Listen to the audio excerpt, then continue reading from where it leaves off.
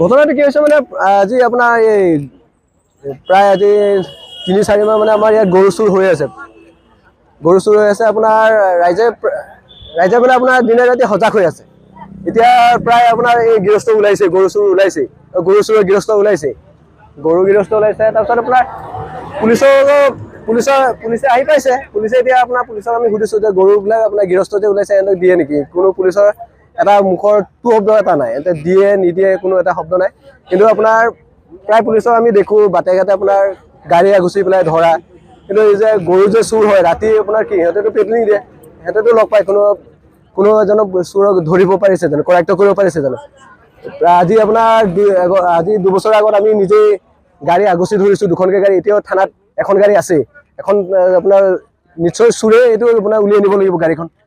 চোৰে উলিয়াই নিনিলে কোনোবা আপোনাৰ গৃহস্থই উলিয়াই নিব জানো? চোৰৰে গাড়ী, চোৰে ব্যৱহাৰ কৰা গাড়ীখন যেতিয়া আপোনাৰ পুলিচে উলিয়াই দিব পাৰে কাৰণ তাত বুজিব লগা কি আছে? নিশ্চয় পুলিচৰো ইয়াত অলপ লিংক থাকিব লাগে। আমাৰ সন্দেহ হয় চোৰ আমি আপোনাৰ ৰাইজে আপোনাৰ বহুত বিচাৰিলে কিন্তু নাপালে। এইফালে মানে বিৰিণাবোৰ ওখ, তাত লুকাই গ'ল চোৰ। গৰু আপোনাৰ প্ৰায় 35টা গৰু আছে, তাৰে আপোনাৰ 6-7টা মৰিছে। কিন্তু আপোনাৰ আমাৰ চৰকাৰে কিন্তু আপোনাৰ বহুত সজাগ, কিন্তু পুলিচে আপোনাৰ চৰকাৰেতো আপোনাৰ পুলিচক দৰমহা দি পেলাই ৰাখিছে। পুলিচে এতিয়া আপোনাৰ চৰকাৰেতো প্ৰতিটো থানাতে আপোনাৰ কৈ থৈছে যে গৰু পালে ধৰিব, ম'হ পালে ধৰিব। কিন্তু আমি দেখি আছো ইয়াত আপোনাৰ তেল ডিপোৰ সন্মুখতে আপোনাৰ ম'হ লুট, গৰু লুট দিয়ে থাকে। এইটোতো আপোনাৰ দিনতে দিয়ে, সন্ধিয়াও দিয়ে। পুলিচে সোধ-পোছ কৰিছে জানো? নাই কৰা। কিন্তু আমি যদি ক'বলৈ যাওঁ পুলিচে ক'ব তোমালোকে বেছি কৰা।